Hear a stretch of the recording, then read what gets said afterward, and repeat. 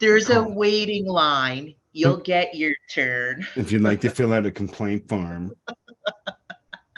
about our cocaine, the quality of our cocaine. Ah.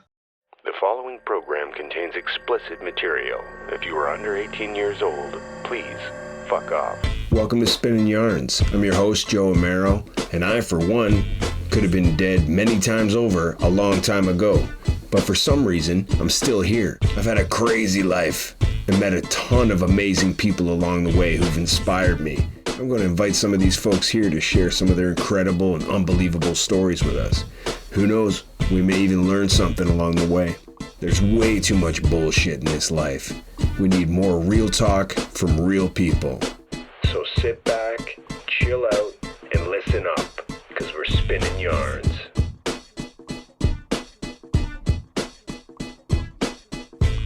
Hey, Joe Amaro. Welcome back to Spinning Yarns. I'd like to say what's up to all of our female, male, and non-binary listeners in Canada, UK, US, Mexico, and Bolivia. What's up? The grind, right? The grind. We're all hustling it out in the grind. We're all wearing it down in the grind, burning the candle at both ends. Life is hard. It's really hard. The struggle is real, and food is expensive, and you got to work to pay for that. And maybe you have some dependents, and you probably want to feed them too. And that's just the way it is. I commute for work, and it's brutal. You tack on, I've been averaging 3 hours each way on top of my work day. So that's like 6 hours, on top of my 8-hour work day. Unbelievable. It snowed the other day, and it took me 6.5 hours to drive home. I almost peed in a cup. It's no fun. Sometimes you just want to run away. Wouldn't that be nice if you could just pack it up, hop on an airplane, and fly away? And that's what my next guest did. She's a celebrated health professional. And after working through the pandemic, she decided to treat herself and to celebrate all her hard work by packing it all up and flying away. Imagine that. How cool would that be? You got to take care of yourself. And self-care isn't a bubble bath, right? This is the real world. Sometimes self-care is packing up your shit and selling your El Camino and moving to New Zealand. And we're going to talk to her about all that and more. A good old friend of mine, Trish Dribnenki, is here today. And they'd call her an experienced clinical instructor with a demonstrated history of working in the hospital and healthcare industry, skilled in crisis communications, community mental health and management, community service and leadership, strong research professional with a bachelor's degree focused in Bachelor of Science in Psychiatric Nursing from Douglas College. She currently holds the position as National Policy and Practice Lead at New Zealand Needle Exchange Program. But I'd call her a friend. Trish Dribnenki is one of the kindest, most generous, and amazing people I've ever met in my entire life. And so cool. Like, she is too cool for words. Heart of gold. And she did exactly that. She moved to the other side of the world. We're going to catch up with her now. Trish Dribnenki. It's a little bit dark, but That's all right. How's it going? good. How are you? All right. Cool to see your face. Yeah, it's good to see you. I had Good shirt too. Yes, you sent me this shirt many moons ago. Mm-hmm. Yeah, and I was looking for the name of the woman who runs it out there. Who puts these shirts out? Is your friend? Yeah, it's Alida at DCHC. Okay. I'll send you the deets. Yeah, we'll link it up for people to buy a shirt because she sends proceeds to good people doing good things. Yes, Yeah. 100%. Yeah. This was never intended to be a harm reduction podcast, but like it's like everybody I talk to is like a harm reductionist, or it's like pretty much everyone I know who's alive is doing the work, because that's what else are you gonna do, right? What's the alternative? What kind of podcast was it gonna be? Well, it still is exactly what I want it to be. Is I'm just chatting with friends. I'm just grabbing friends and penciling them in, getting them to get on this Zoom and just shoot the shit. Just spinning yarns is the name of it, and we're just shooting this shit. Oh my God, I love that. Yeah, cool. Everybody's Thanks for inviting me. Yeah, thanks for coming. I know you're busy, and it's like a big time. You're in New Zealand. Yeah. Right? Yeah. So I'm in your future. I'm at 1:00 p.m. on Monday in your future. Wow. I know.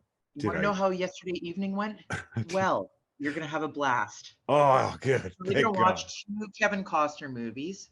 Oh, nice. Yeah, I think I'll pick who I'm gonna go for.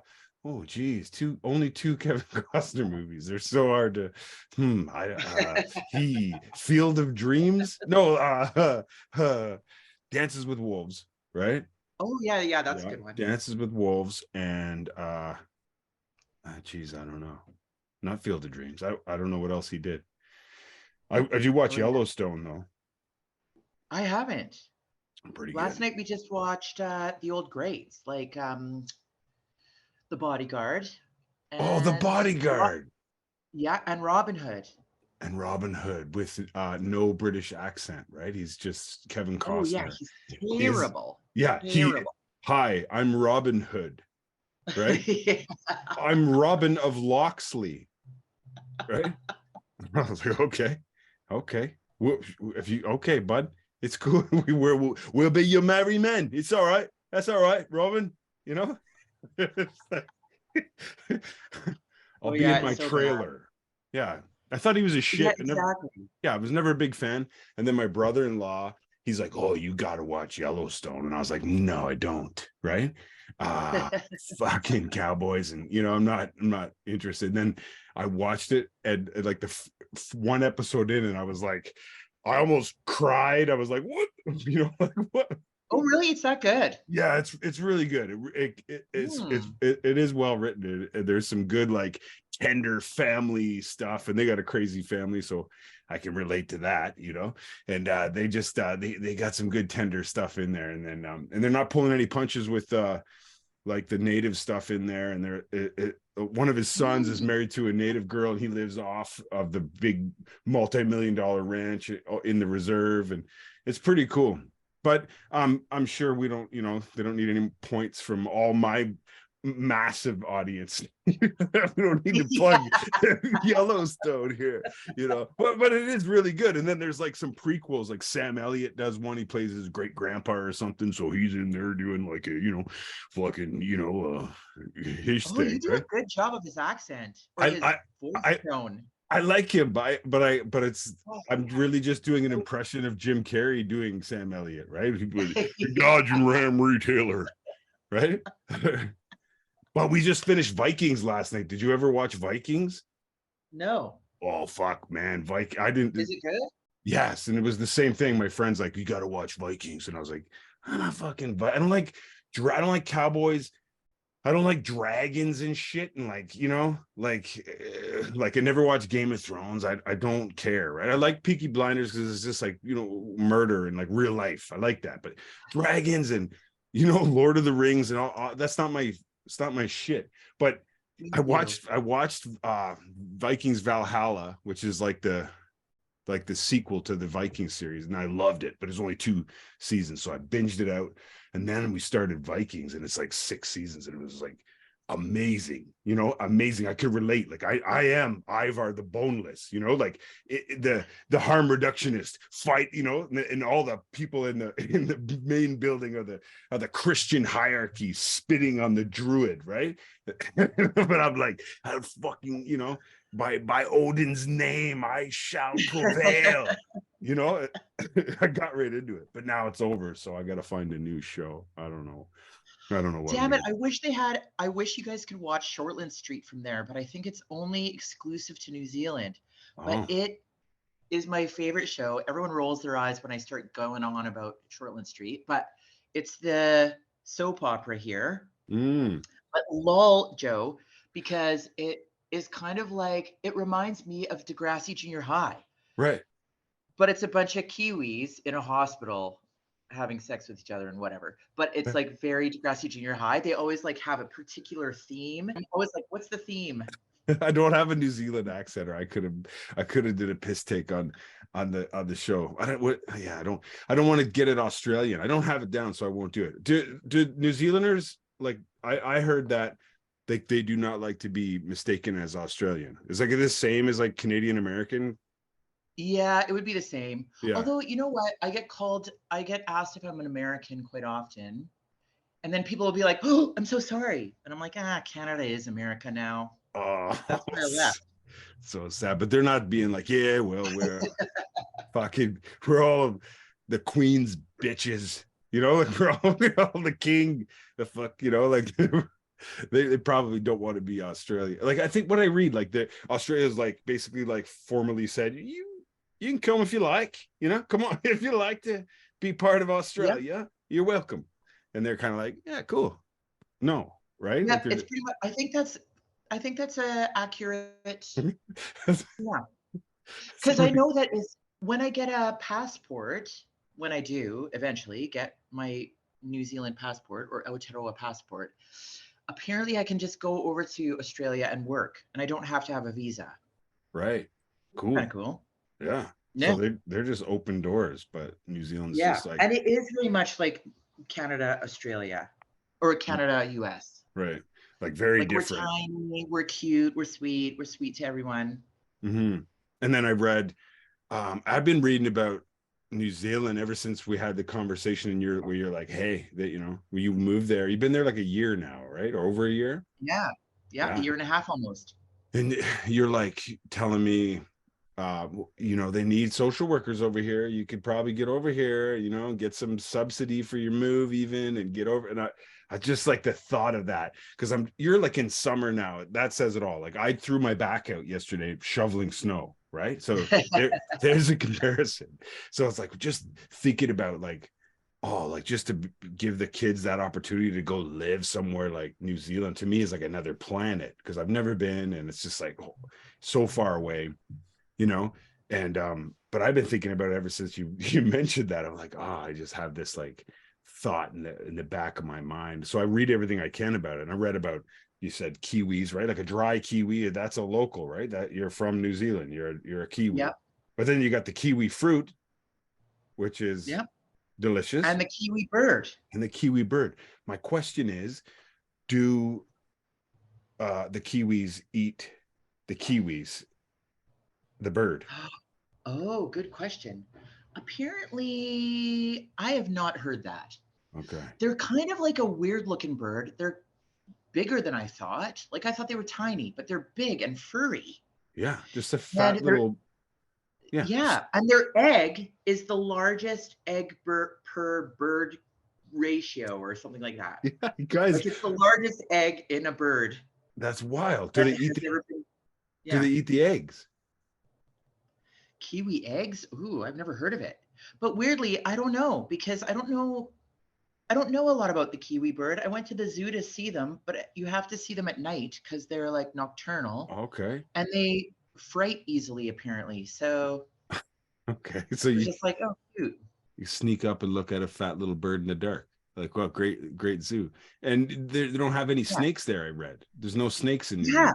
There's no terrible animals here. There's no wolves. There's no coyotes. Yeah, no bears. No bears, no crocodiles. I don't think there's any snakes. Haven't heard of it. Even their spiders are cute and adorbs. Apparently, they do have one poisonous spider, but that's everywhere. Yeah. Well, I read that. I got bitten by one of those shitty spiders in Vancouver, the poisonous ones, and had to be on IV antibiotics. So yeah, so they're everywhere. Yeah. I read that the only thing there that was native was bats. And everything else was brought there by the Maoris and whoever else came in after. It was just bats were the only like indigenous animal. Oh. Yeah. I might be wrong. I read a lot, you know. I believe everything I read. So I just read it down, and that's it. It's fact. It's scripture. You know, it's like, well, that's true. I read it on the internet, so it's real. You know, I would know. And I love this because I literally moved here knowing nothing about it. I was in a panic. I was like, get me out of here. This terribleness, because COVID made it terrible. And then I was like, where am I going to go? And then I moved here and I was like, where is this place even? So I looked it up and I was like, Jesus Christ, we're so far. Yeah, it's like a 24-hour flight. Yeah. Right? Yeah. So I'm learning about it as I live here. Wow. So tell me everything. Yeah, well, I can tell you there's more sheep than people. Like you guys are. Yes, I have heard that. It's all about ratios there. There's 5 to 1. More golf courses than anywhere. I read, I had to write this one down. It was good. More Scottish piping bands per capita than Scotland. Like, what's up with that? They're killing it. No snakes, right? Least corrupt, you know? Yeah, least corrupt. Yeah, universal suffrage and first to allow women to have the vote, but the last place to be populated. Like, if that doesn't say it all, right?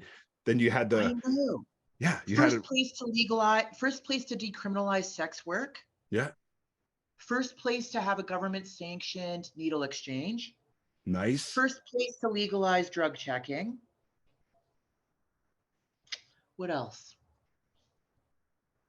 Yeah, for a tiny little country. Yeah. And the town with the longest name in the world. Also in New Zealand. Too? Yeah. Yeah. Can't pronounce it. No one reads it. They just say how many characters are in it, right? Well, I took a semester of Te Reo and we were supposed to learn that name. And it was very long. Yeah, it's like 86 letters long or something. Right? Yeah. I took a picture of it. I wish I remembered it, but I don't. Yeah. Like how it's like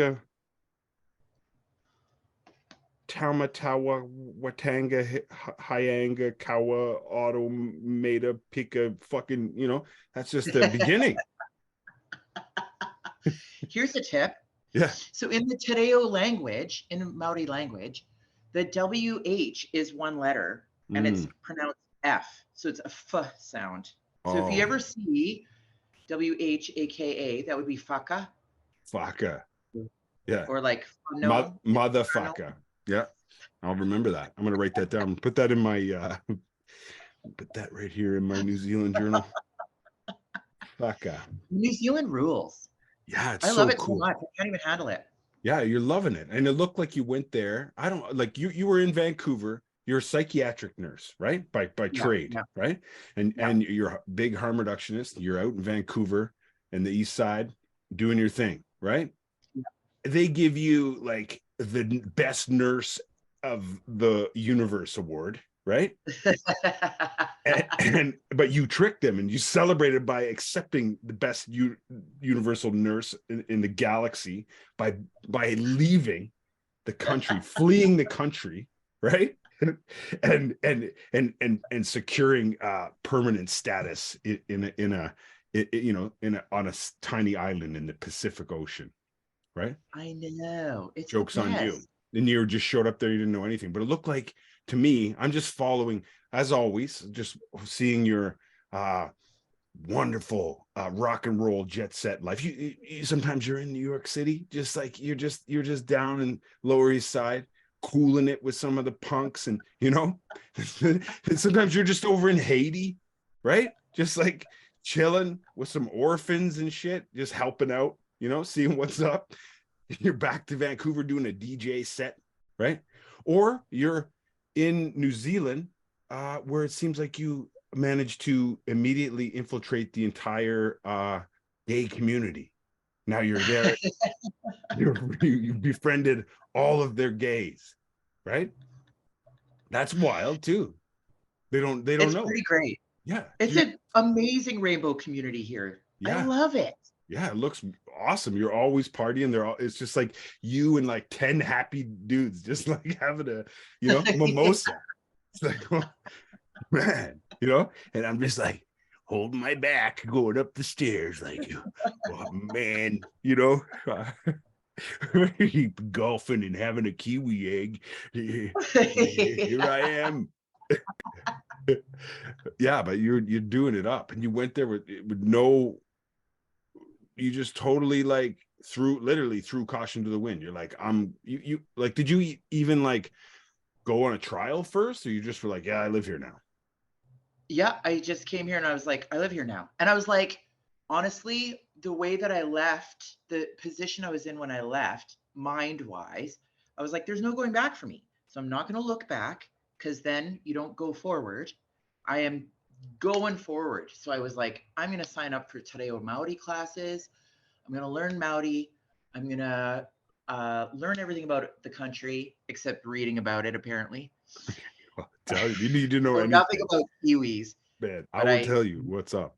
You need anything, like a cheat sheet on anything, I know that the 3 official languages, English, Maori, and sign language. What's up with that? It's just like an official language.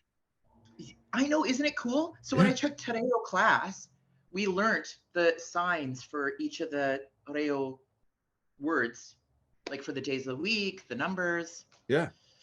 Incredible. It's like the promised land. It's the golden land that the Vikings were looking for, right? But they landed in Newfoundland instead. But I think they weren't looking for that. They wanted to get over there. And like, it's so beautiful. Right now it's fall. It's autumn here. Okay. And it's about 24 degrees, and it's beautiful. Blue skies, gorgeous. Maybe a little breeze. Yeah. But like, just like a t-shirt still, you're like, or a hoodie, or like. Yep, t-shirt. And it doesn't. How cold does it get? What's the coldest it gets? Like, it snows there, right? No, not in Tamaki Makaurau, so Auckland. So there's 2 islands here, which I didn't know until I arrived. Lol. Oh, you're talking about North Island and South Island. Yeah. So yes. South Island. You're not talking about the 700 other smaller islands that surround the area. Yeah, no, those would all be like Cook Islands and Pacific Islands. Okay. From what I know. Yeah, we just have the 2. Yeah. And which one are you on? North Island has Auckland. South Island has Christchurch and Queenstown. I like the north, the sound of the north. The north sounds better. Auckland over like Queenstown and like Colonizerville, right? Like come to like, it's like Churchland. No, I'd rather go to Auckland. Just if I was going on the names. I don't know. It's actually, you know what? Nice. You would love Wellington. Wellington's been voted the cutest capital, or the coolest capital city in the world by Lonely Planet. That's Wellington. Yeah. And what's so cool about it? Oh my God, it's effing cute. Has a great like rainbow community. It's all arts community, really good music. It's small and you just walk around. It's very walkable. It kind of looks like a little San Francisco. Cool. Yeah. Right on. Yeah. I liked San Fran. I'm going to get over there and just visit it. We're more and more talking every day about like, let's get out of here. Like how you say like Canada's just like the States. It's the same place. And right now everyone's like in Canada is like a redneck with a fucking Canadian flag and a fuck Trudeau and truckers rule like on their cars and trucks. And it's like, what the fuck are you doing? Like, I know. Like, relax. What happened? What are you doing? It's the same. And now it's like, it's the same old thing. It's like now you're complaining now because you couldn't, like you literally were walking over dead bodies in the streets for 50 years. Yeah. But now you can't be a wedding DJ, so it's you want your freedom, right? It's like, come on, I can't. I don't know. And then so the States obviously is like fucked, right? Like anti everything is coming back, right? Like all that, like the dark side is seeping in, right? Like all the Trumpers. It's terrible. Yeah, it's fucked up. So we think about it all the time. My wife's got citizenship. Her father's from Scotland, so she's working on getting that. And it's like, well, oh, cool. I would go there. I would go there just for the caber knit sweater.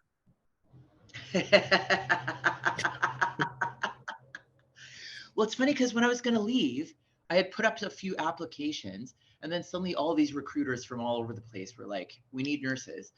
So somewhere in London, England wanted me to come, and they were like, we'll pay your visa, we'll pay all these things, you'll get this much wage, blah, blah, blah. But I was like, London can be so cold, like temperature wise. Yeah. Yeah. And I was like, I'd rather move to the subtropics. For sure. Yeah, you made the right choice. Like London. And then it's like British people, right? Like I'm sure there's, I mean, I don't know. It doesn't seem like I think of New Zealand. I think of like, yeah, all these wonderful things, and subtropics and the Maori people and all this stuff. And then London, right? Like fucking London. Yeah, those like, you know, fucking cants, you know? We like, you know, the young ones in Mighty Boosh, and, you know, there's some good humor, some good people there. I'm not saying, but, you know, like British people, right? Like, forget it. I'd rather, I'm sure some people are, I don't know, a lot of people are British, but I'm not. And I would, if it was a choice, it's like a no brainer, right? Like, yeah. You want to stand in the rain and eat like a sausage, a cold bean. You want a cold beans and sausage. Or are we gonna break into the zoo and see if we can eat one of these little night birds? You know, fucking scramble up some of these kiwis. You know. And, oh my god, yeah, I gotta look that up. Yeah, I'm intrigued now. I'm sure of it. Or is it like a trillium? It's like you know, you can't pick a trillium here in Ontario because that's the provincial flower, right? So you make like a, you know. Is it so maybe you can't? Yeah, I think it would be significantly frowned on. I don't know if there's a lot of kiwi birds. Right. And it might be like rare. And the whole place is like 30% national reserve. So they're very much like, maybe don't eat the kiwis. Have a kiwi, you know? That's like, don't that's the trade. Don't eat the kiwis. Eat the kiwis, you know? I don't know. But what the fuck? So yeah. So that's the thing I want to talk to you about is nurses, right? Because like I always had like the utmost respect for nurses, and especially through the pandemic, you really saw like, you know, there was a divide. People were like, "Fuck you," and like, you know, they're hating on nurses and shit. It was like, you hate that, you hate to see that. And I always had so much respect for nurses, but then something funny happened where I started to work with them more and more, and it turns out that a lot of them are just fucking stupid and mean. Did you know about that? Oh yes. Yeah. I didn't know about the stupid part. Yeah. Oh yeah. The mean part, I have experienced the mean part numerous times. Mm-hmm. It's like atrocious. Our nursing culture is fucking atrocious. Like, we need to be nicer to each other, and especially now. Like, there's so few of us left. Yeah. Yeah. You Don't think be mean. Yeah. Be like it. I It's don't like get it. And they're not just mean to like other nurses, they're mean to people. yeah. They're burnt. Oh, They're get just this. I had to go to a walk-in clinic in Christchurch. Oh, I'm not going to say where I went in a walk-in clinic. Anyways, I went to a walk-in clinic and there was 2 nurses at the desk. And what I wish nurses would figure out is that the optics, man. So you are like laughing and whispering in front of people after they like leave the front desk. We can all see it. Rude. So I saw that and I said to my friend that was with me, I was like, man, nurses need to like figure out their optics, because we're all sitting here in a waiting room for God knows how long. We're tired, we're anxious because we've got something going on, and you guys are like giggling and look like you're doing nothing. Like, it doesn't look good. You might be busy, and maybe it's good for your morale to have a laugh every once in a while. I totally believe that. But like, do it in a way that folks know that they're being attended to or appreciated and respected. Anyways, and being put first, right? To have that bedside manner, which if a nurse doesn't have that, who does? And so I've come to a point where it's like, I don't care what your title is. Like, I'm like, you know, eyes first. If you're I don't give a fuck if you're a brain surgeon. If you're an asshole, then, you know, we're looking for a good a nice brain surgeon. You know, I don't want the asshole working on my brain, you know? Totally. It's totally. it goes right up to the top. Like there's, management, and, I don't care what your title is, that if you're not cool, where you respect, that mutual respect when you see someone, and just this kindness, a smile, like you can't, it would break your heart, and your face would shatter if you just smiled, right? Your eyes would, dry out of your head and fall, into your muff. I used to work in a clinic that had a very busy waiting room. No one likes to wait.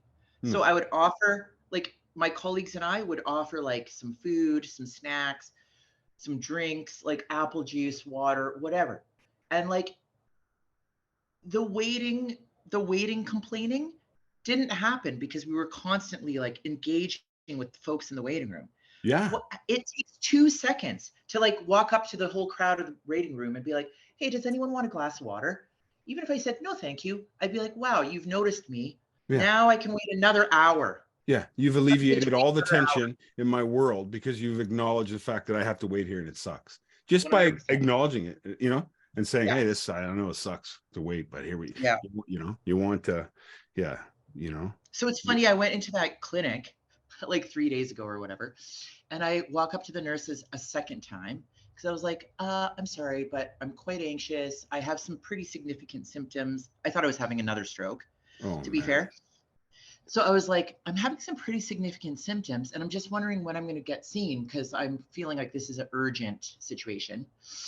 And they were like, yep, as you can see by the board, there's 19 people waiting. Wait your turn like everyone else, with that tone. And I was like, fuck you. So I was like, oh, I'm sorry. I know. I'm just wondering, like, I know that you triage. So I'm just wondering if I'm triaged in any way. Yeah. And they were like, yep, like I said, sit down and wait your turn, like that. And so I was like, okay, you know what? I don't like saying this, but I'm a nurse too. So from nurse to nurse, your attitude is reprehensible. That's what I said. Nice. It's reprehensible. This is unacceptable that you're treating any of us like this. Like, seriously, this is embarrassing. Yeah. And they were like, okay, yeah, fill out a complaint form then. That's what they said. So it's like your default customer service, passive aggressive robot voice. Like that's where what it's come to. You even you can't even like pretend to be nice, like you can't even fake it. It would kill you to fake being nice. Like who likes their job? It's like, I don't like my job either. I'd rather be shoveling shit at the Woodbine horse track where no one's going to talk to me. And I just got to put 8 hours on the shovel, and how many barrels can you get today, Twitch? Then deal with you, but I have to, because that's my job. So I'm going to, I'll put my best foot forward, and fuck, I know, or even like, even if you had to say like in human services, I've had to say like, I don't really have the capacity for this conversation right now. You know what I mean? Yeah. But like, let's talk about it. Like, give me let me finish what I'm doing. I'm going to come back. Like, not just the cliche, like, well, let's stick a pin in it and circle back and, put that in there. But for real, like, I've had to say, like, just give me a minute and I'll come back to this. But even that's honest and respected. People are like, yeah, okay, yeah, fair enough, right? Because it's real. You're just real. Totally. You know what the problem with the nursing culture is, I think, is that somewhere we've gotten the little initials behind our names. So we think that we are different than others. We're clearly the experts. And so therefore we're superhuman. We don't have mental health or substance use issues, period. We don't have stress. We just plug along like superheroes that we are. But really, we have all of that. And so our culture, our nursing culture isn't supporting us or isn't facilitating a space where we can be like, you know what, I'm having a day, or I'm having a 3-year COVID life right now. I'm exhausted, bitter, angry. Maybe I need a minute, whatever. But we haven't created that space. Our systemic healthcare systems are just not good. It's not good at all. And it's not good. We need to be human. Yeah. You need to have more. It's the same, and like this that's the same right across the board. Like that's the police conversation. Like you need to have, you need to have those people with the lived experience working with you, like the mobile crisis team. Like, yeah, we got a cop, but we got the social worker who will actually listen to you too. You know what I mean? Like maybe a nurse needs a little buddy, like, hey, Susan, you know, I got this. I got this one. You know, why don't you go have a butter tart? You know, I got this one. You know, oh thanks, got goddamn butter tart's been burning a hole in my pocket all morning. These fucking people just want to talk. They want to talk and talk. My daughter woke up the other morning screaming, crying. Her throat was sore, and her throat on her neck was all swollen and red. Yeah. So we're like, oh my god. We call telehealth right away, you know, because it's like, what could this be? They're like, you know, you should get to emerge. So we drop the older girl off at school and we go straight to emerge. First thing the woman says is, there's a children's hospital down the road. You might have wanted to take her there. And it was like, yeah, I might have not have wanted to move to Hamilton at all in the first place, but here I am. So now you're going to see us. Right? It's the first thing she says. It's like, it's a fucking emergency room. Now we're going to split hairs on, you know, it's like, I'm sure they have a better cafeteria too. And, you know, I'm sure their nurses have a higher quality of life and are friendlier, you know, and then we sat there for 6 hours and they're like, then they're just like, oh, we'll give her some Advil. And it's possibly a swollen salivary gland. Is that right? Is that a real word? Salivary gland? Salivary Dali gland. Salvatore I kind of like salvatore better. Yeah. Let's rename it. Yeah, they said maybe mumps, but probably not, because it's not on both sides. But just send us on our way. And then we're like, well, we got to go. And they're like, well, you need to wait. We have to do a swab test. It's like, no, we have to go. We have another kid. We've been here for 6 hours. And you're saying you're not, like, we have to fight you because you stick a Q-tip in her mouth now after 6 hours. Like, we're leaving. And they're like, well, you can't. It's in the tube. The test is in the tube. The woman freaking out about the tube. I was like, I don't even know what that meant. I was like, well, I'm leaving. I'm going to get my other kid. You left my wife there to fight her. And then I just swung back and got them later.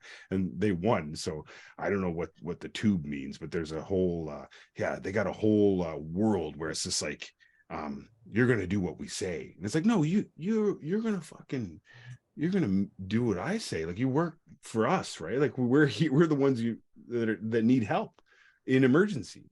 Wild to me. It's funny because, like, in customer service, you go to a place, they want you to have the best experience so that you speak highly of them and that, you know, you can come back. But for some reason in healthcare, we're like, no, we're going to treat you terribly. I don't know. I don't get it. Why would we want to treat people terribly? Because then they just keep coming back more and more and more and more. And then we're like, why do these people keep coming back? Well, yeah, because we haven't listened in the first place. We're treating people badly. So they're like, or they avoid completely. I know a lot of folks that rather die than go to the hospital. Yeah. And that's terrible. Because they're like pimps then. They got you on that, their pimp hand is strong. They're like, I'm just going to keep abusing you because you need it, right? You love me, like, you have to come here. It's abusive. That's abusive relationship. Yeah, it's so weird. Yeah. We can do so much better. And it, like, for that nurse that told you guys you could have went down the street. Yeah. Did that make anyone's job or life easier?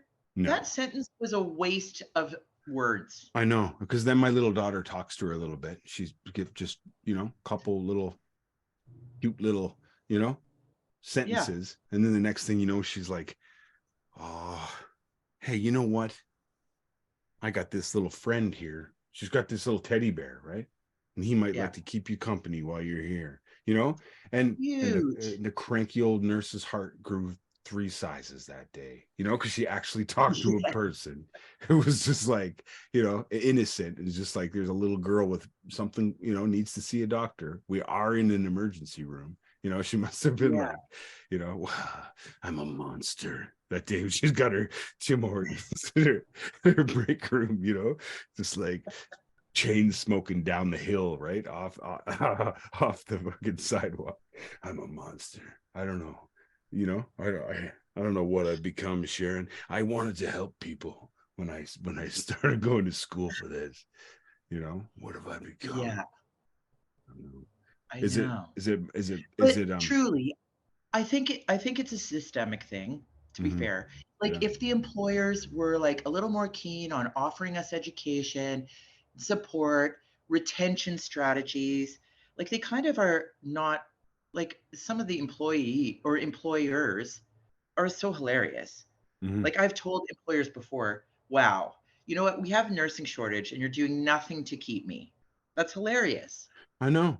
It's like they don't look at the sustainability of the frontline worker. Yeah, Like, how totally. can you not see that that's paramount to this happening? You know, like it to Yeah. continue.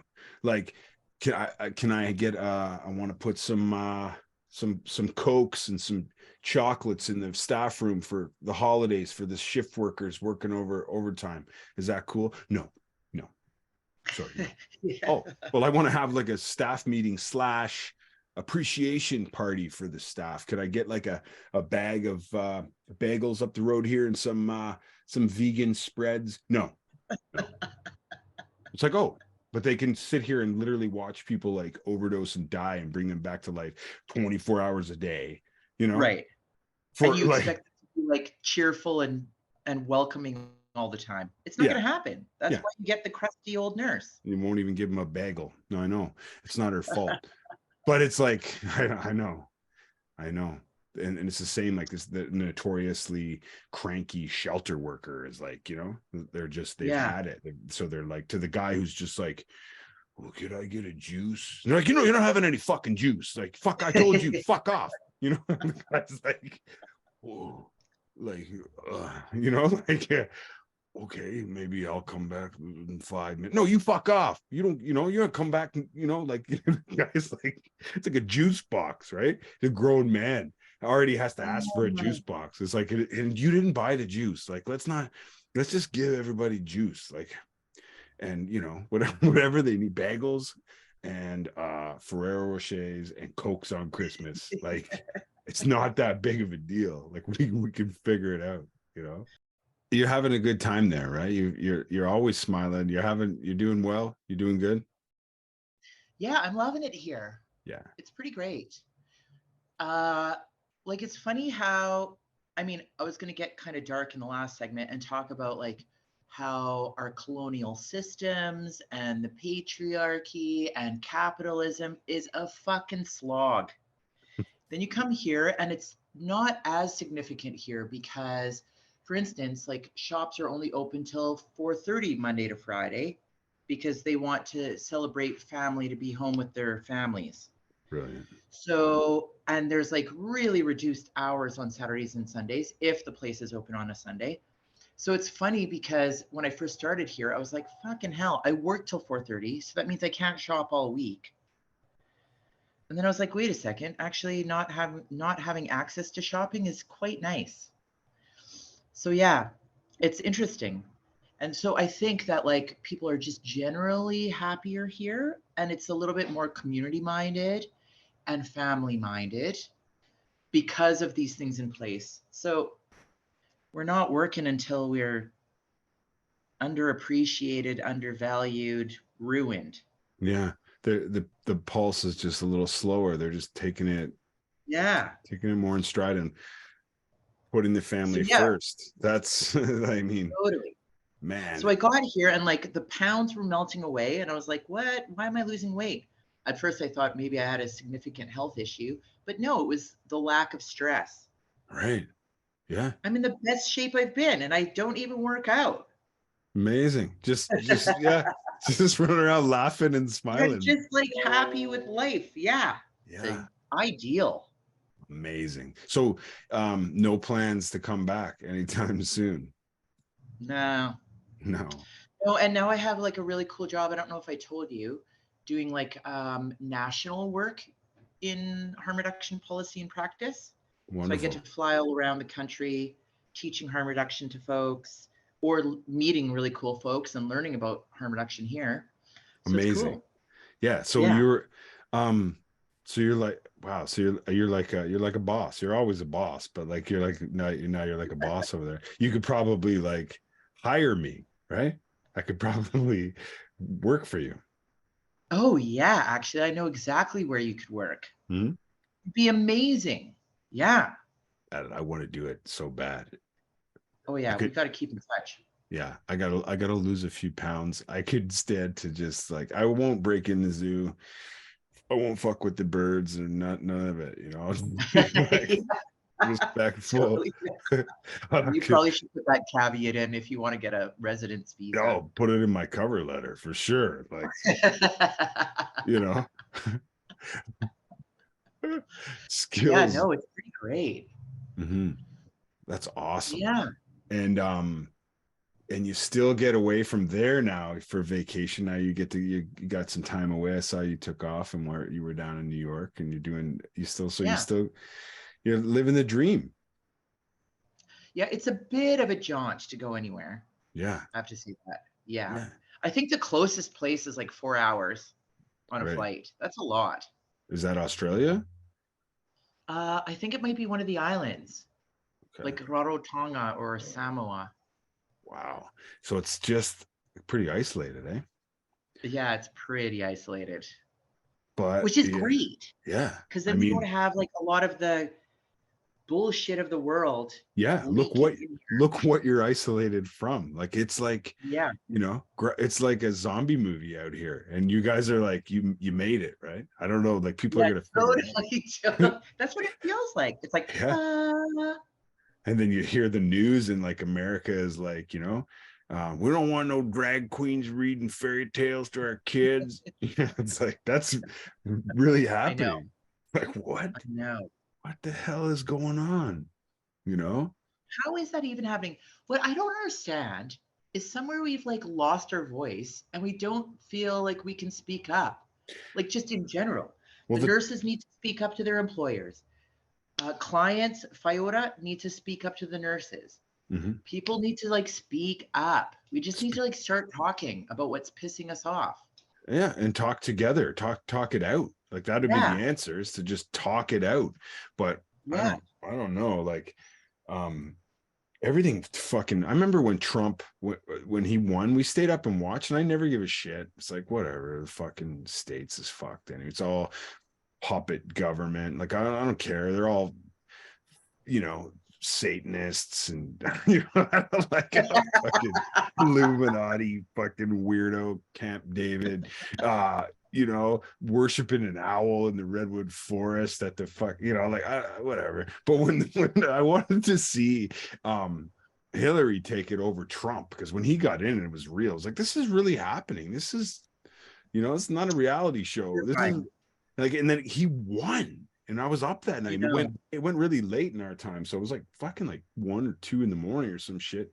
And I swear I could hear the Imperial March from Star Wars. Like, when he took the stage, it was like bum bum bum bum bum bum bum bum bum. It was like, holy fuck. Like, there he is, right? Darth Vader. He won it. Yeah. And then that was like such a turning point, because then that's where you got these guys like freedom, you know, and like all these assholes.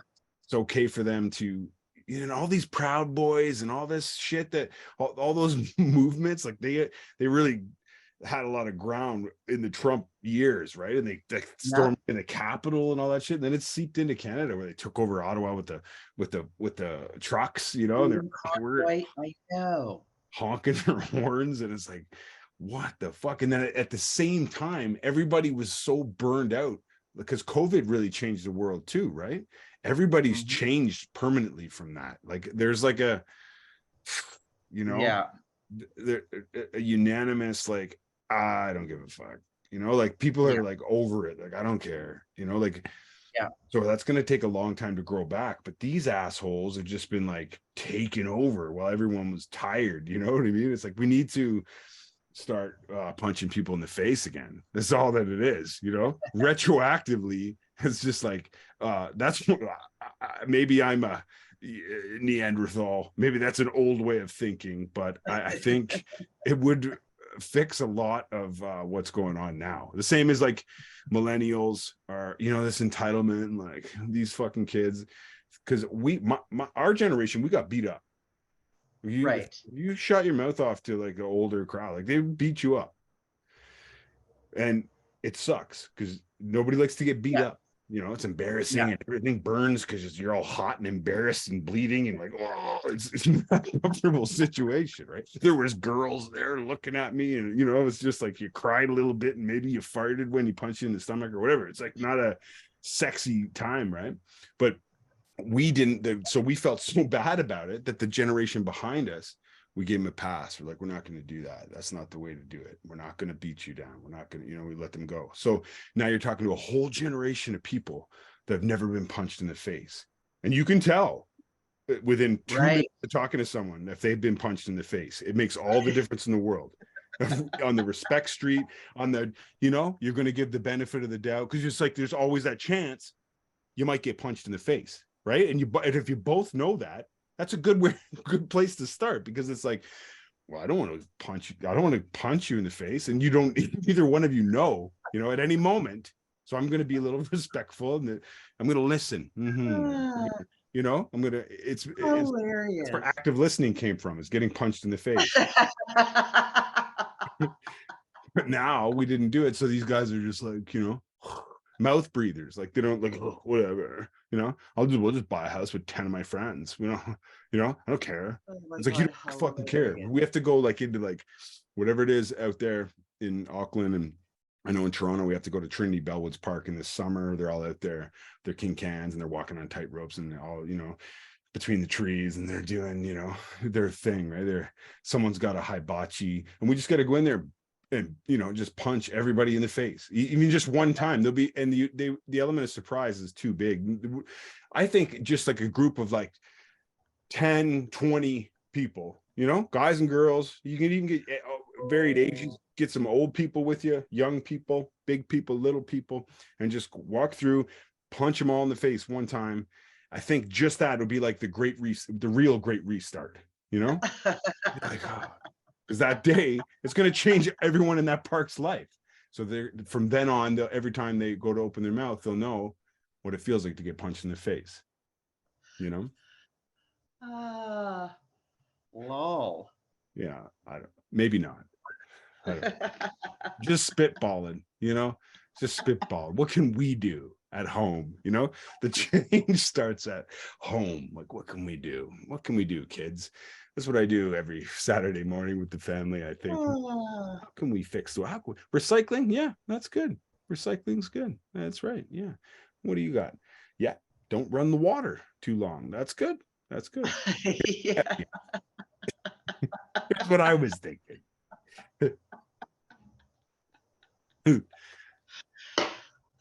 Actually, I have to say, I'm excited about the millennial generation. I think the world's going to be a better place with them in it.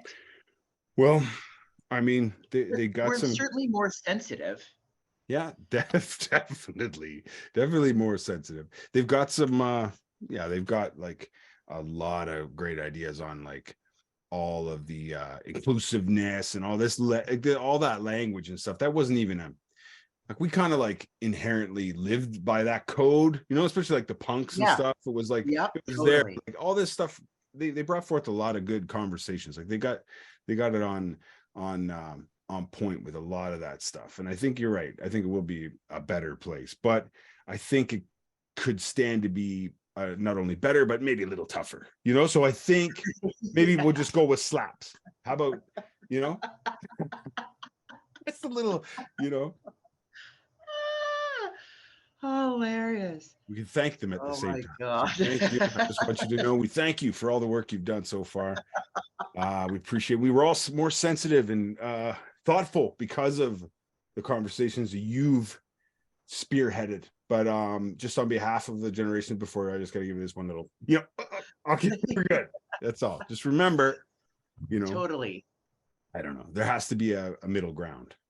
I don't know. Yeah, because what did we get from the boomers? Woof. Yeah, those guys.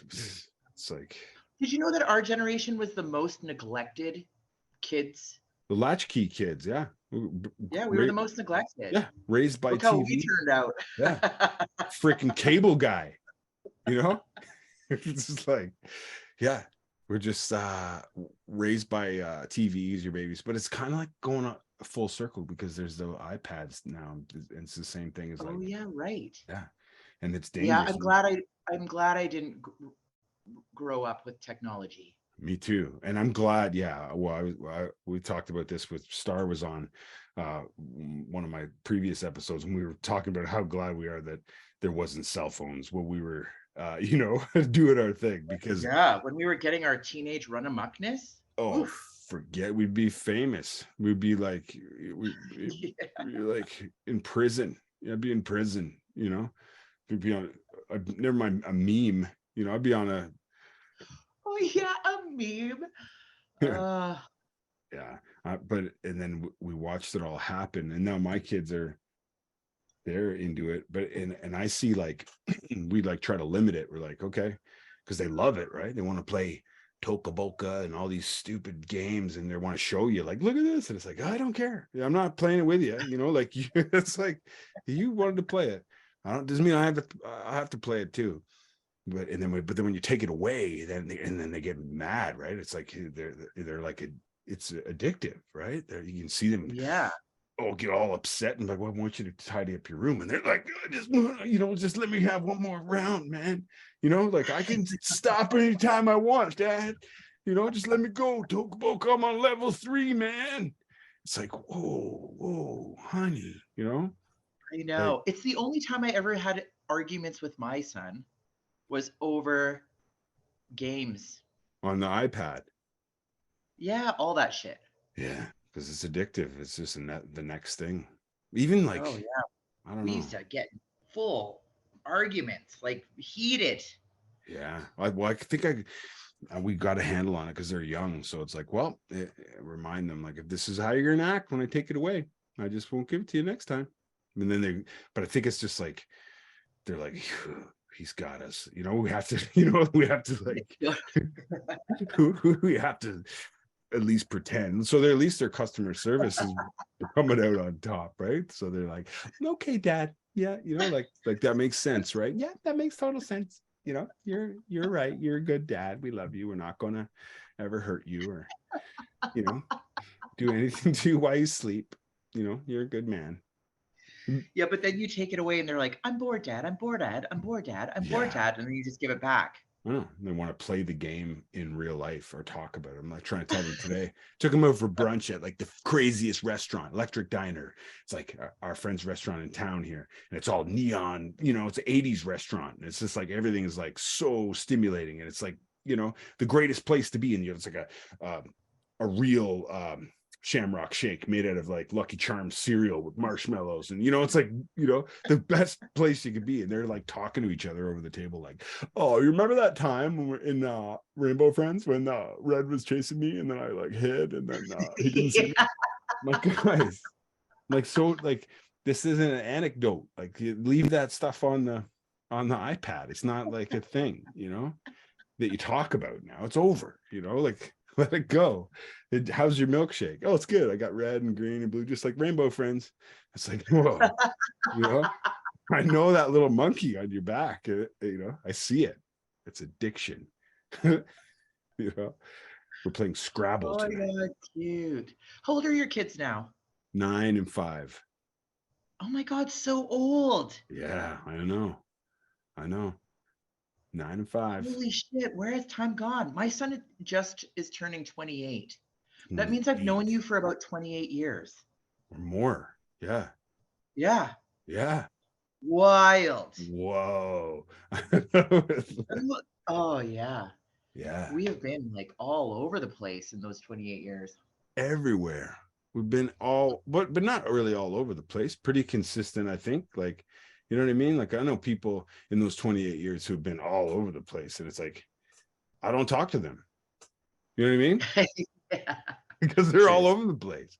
You know what I mean? Like, lots of shit has happened, but we've been pretty consistent. You know what I mean? We're pretty much like, right? Like, different circumstances, but it's like the same person. It's like those kids. You ever see that series 7 Up? It's a British. No. Now I feel bad. I called all the British cunts, but they did this good thing on the BBC years ago. It was called 7 Up, and the guy's thesis for this. Yeah, you got to watch it because. And he said, give me the boy, and I'll show you the man. Right. So he took all these children from all over different you know, different backgrounds in London, you know, or where I think they're in London, you know, all different backgrounds, all poor kids and private school kids and public school kids and all these different kids. And he asked them all the same questions. And then he went back and he interviewed about, I think there was like maybe 10 kids, boys and girls, you know, black kids, white kids. It was a mix of everybody, right?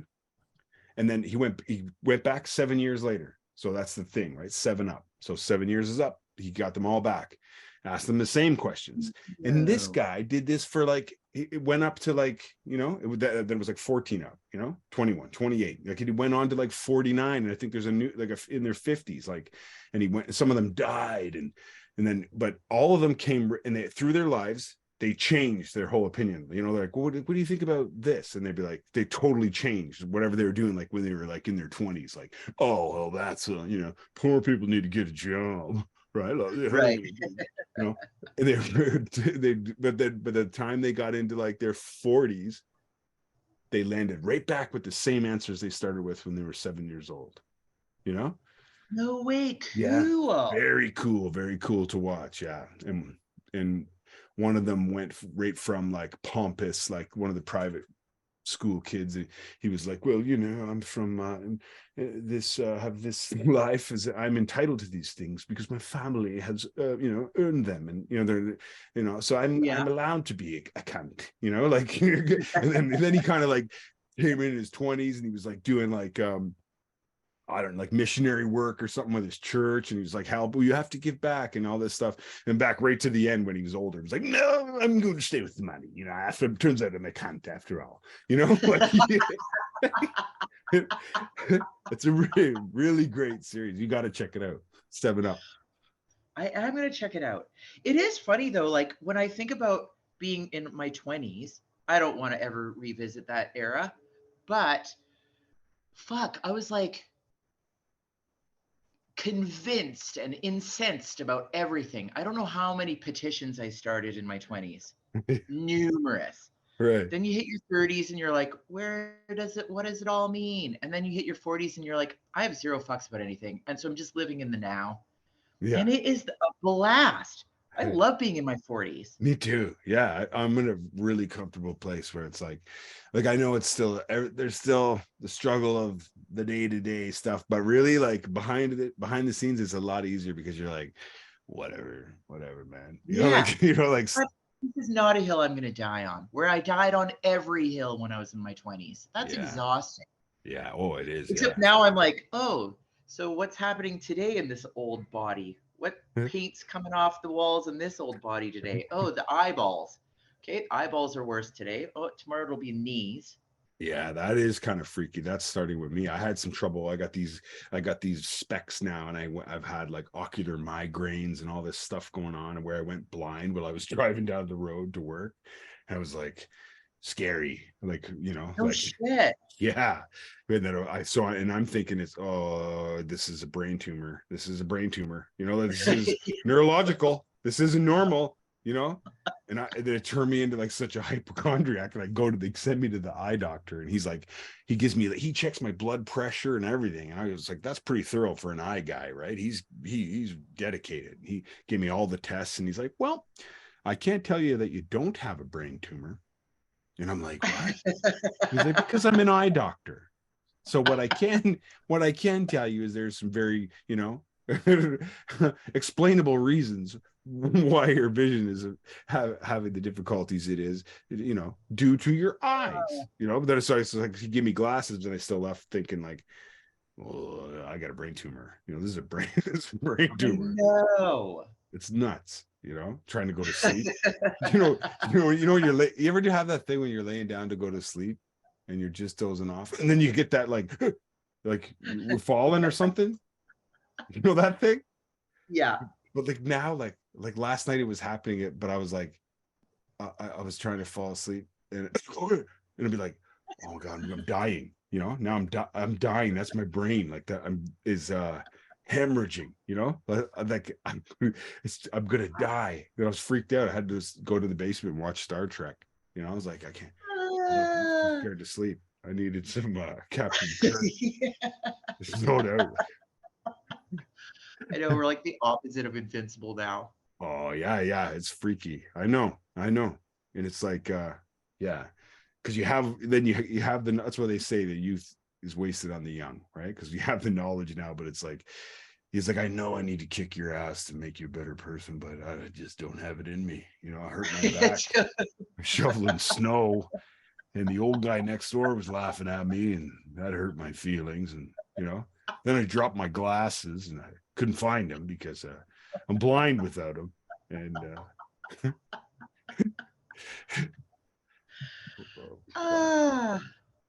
when were you a bodybuilder? Was that in your 20s, 30s? Yep. 25. 25. Yep. Yeah. You've done it That's all. right. Yeah. Yeah, no shit, eh? Yeah, you signed that petition. Yeah, shit. That was insane. Yeah. Okay. I don't know. What I remember is like working out, waking up at 5 a.m. to stand on the treadmill and go on the treadmill for like an hour and a half. You start crying for no reason because you're so carb depleted and you're tired. You're like, how many more minutes do I have of this? Oh, I'm at 5 minutes. So I got an hour and 25 minutes to go. Fucking hell. Then you like go to work, then you come home from work, then you go 2 hours in the gym, then you do an hour of posing, then you do 2 hours of boiling chicken, then you go back, you read with your kid, then you put them to bed, then you do another hour and a half on the treadmill. And I did that for like months. Unbelievable. Insane. Yeah, but and you now were like, if someone's like, you want to work out? Now I'm like, no, I did that when I was 25. Yeah, because no, I laughed all morning. Now I'm drinking Chardonnay. Yeah. You know? Totally. I just did 40 minutes of like smiling. I'm good. Yeah. But you were like what, like amateur, professional, competitive bodybuilder, right? Yeah. Yeah. Amazing. And then and then right up, you know, punk rock, you were ripping through those scenes, and you were all like, I met you at Punk Fest, I think, first at Spiders, right? Yeah, that's right. Yeah. And then rest in peace, Mr. Warren Hastings, you know? I know. You know? You never heard of the New Bomb Turks? I was just about to go into his speech too. Oh my God. He's so funny, man. He was the best. He saved my life. I went out there and kicked heroin. He let me live in like a A-frame cabin on a swamp out at his place on a little island. And he'd call, that's cool. And he'd just be like, twitching. I'd come down. It was like a big 100-foot footbridge across the swamp, and I'd come into his cabin, and he'd have prepared some chicken cordon bleu. You know, he's like a gourmet chef. He's got loads of stories. Oh God, yeah, he's the best. It's like, and he's so funny. He's rip into town and pick me up and have the good joints in his sock, you know, and be like, hey, you know, he'd take me over to he loved Gigi's Pizza by Central Tech. We'd go get some pizza and smoke a doob before the show. Oh, it's so funny. He just smelled like dog shit and perfume, like so strong, both of them. You know, it's like he tried to cover the strongest dog shit with the strongest perfume, but I could smell them both. And he's just like, you know? I know. And then his shock of orange hair. He's little tuft. I know. With his little poodle snowballs with the same hairdo. Oh my God, that's right. Yeah, he's the best. But that's where I met you, out there for the first time. And then back and forth in Toronto, and you even came. We seen you when Hobos were going to play Edmonton at some like strip mall or something, and then you came and was like, "Oh, right, that was so wild." Oh yeah, and then you guys stayed at my place when you came through Calgary. That was a weird show too. Yeah, that's where they paid us not to play. Yeah, we showed up and they were like afraid of us and paid us not to play their show. I was like, "Oh, this is awesome," you know. The great rock and roll swindle. They were like, sorry, we double booked them. Oh, and we're like, what? And then they were like, well, we'll still pay you. And we'll go, like, okay, can we come in and watch the show anyway? Maybe talk to the guys and we can get up and maybe, you know, they're like, we prefer if you didn't, you know. I was like, okay, so they're just paying us to leave and not. Oh, cool. Calgary. Yeah. Weird. And then, I know. yeah. Then you were a nurse you know, then you were in Vancouver with all, you know, and they're like, everybody knows about Vancouver, you know, Maine and Hastings is like world famous, right? In the forefront of harm reduction and the drug war and all, and they're doing the best stuff out there, you know, like it. Oh, they are. I know. Did you see in the news that they have like they've Coke? allowed 2 places to sell Coke? Yeah. Yeah, that's good news. And the one place is going to be selling Coke, heroin, meth, and it had like 2 other ones. I was like, fucking yes. Yeah. I wonder what the what 2 I other loved, ones. I loved that they had the mushroom shops when I was there. So there was one shop you'd go in, you'd buy microdoses of mushrooms. You could buy peyote, LSD, coca plants, or if you wanted a milkshake, you could have a coca milkshake. I was like, yes, Vancouver, you rule. Yeah. They have to be. It's like they don't have a choice but to be on the forefront of all that stuff. They're like, you know, in the shit. Like that's like nobody. If you haven't been there, like nobody knows what, like until you go there. What like it doesn't compare. You know, Toronto's getting bad. It's probably worse than it's ever been, but it's not like what's going on out there. They still don't, you know. And people are dumb in Toronto. Like, you know, like they don't even squat.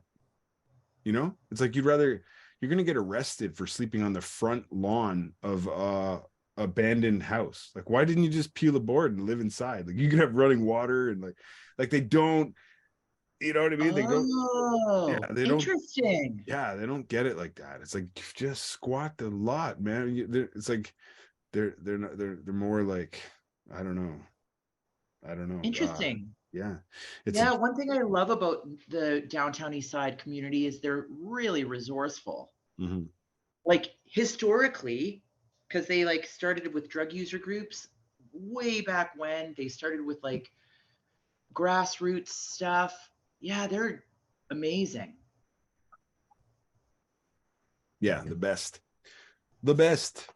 And what about over there? What's it like over there? Like drug culture, and they're ahead of times there too, so they must be still. Yeah, here we're like so removed. Like for instance, the cost of drugs is quite high here. So like a bag of Coke, which I think is a gram, is $450.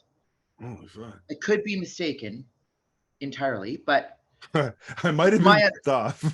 Very bad. It's my understanding. A gram is $450. Wow. And a gram of like MDMA or E or whatever might be around 200. Mm-hmm. Yeah. Like astronomical. Yeah, astronomical. Yeah. Like it's such a big number. That's why I'm like worried that I might be saying it wrong, but I do think it's roughly around that. Right. That's like the Chris Rock thing where he's like, if you want to solve the gun problem, just make bullets cost, you know, $600 a piece. Right. You know, like yeah. But then it makes like for a different market. Now it's like whatever is more readily available or cheaper becomes the drug of choice. I think we should just safe supply everything, man. That's the only way to do it. Safe supply, supervised injection, and decriminalization. That's the answer right there. Like that's 100%. What all these groups in Vancouver have made the model. Like just that's it. Put it out. Like the best world, I think, would be if you could just go to your pharmacy and be like, pharmacist, I want to do 3 bumps of cocaine this weekend. Can I please get pharmaceutical grade? Here you go. It's on your healthcare card. Have a great weekend. Except even in that world, here's some safe supply. They'd be like, they'd be like, you know, you could have went to the place downtown, you know, like. Oh, yeah, that's true. Yeah, true. All cranky. They're all burnt out pharmacists. Yeah, you know they have, you know. There's a waiting line. You'll get your turn. If you'd like to fill out a complaint form about our cocaine, the quality of our cocaine. Trish, thank you so much for doing this with me. You're the best as always. I had to start a podcast just to catch up with you.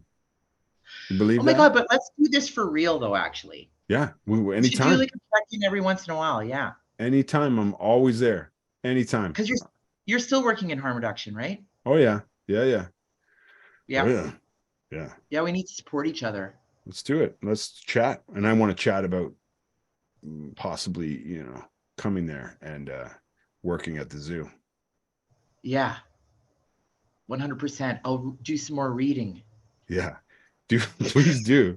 And I love you so much, Trish. Thank you really for taking the time to just get on this thing, whatever this is, right? And yeah, I love you so much. You're the best. And I say kia kaha. Oh yeah, kia kaha. Yeah. Stay strong. Indeed. Please do. Kakiteano, which means see you later. Sure. Yeah. And aroha nui kia koe, which is I love you. Big. Big. I love you, big. I love it. Trish Dribnenki.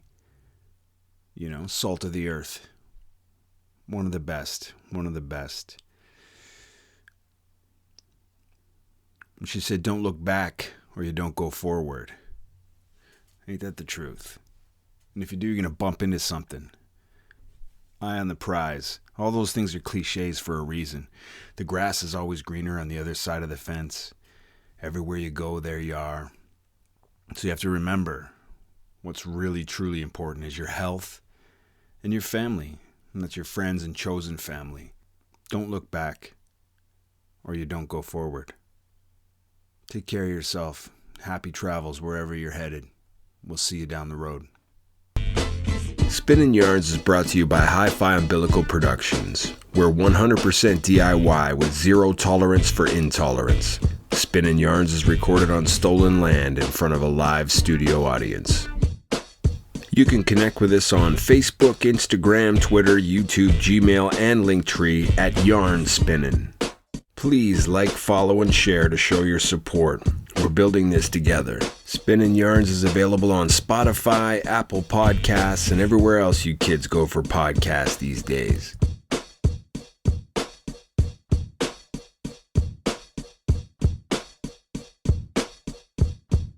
If you'd like to be a guest on the show, reach out. Let's shoot the shit. We're just spinning yarns, connecting with respect and respecting the connections. Peace be with you, and let the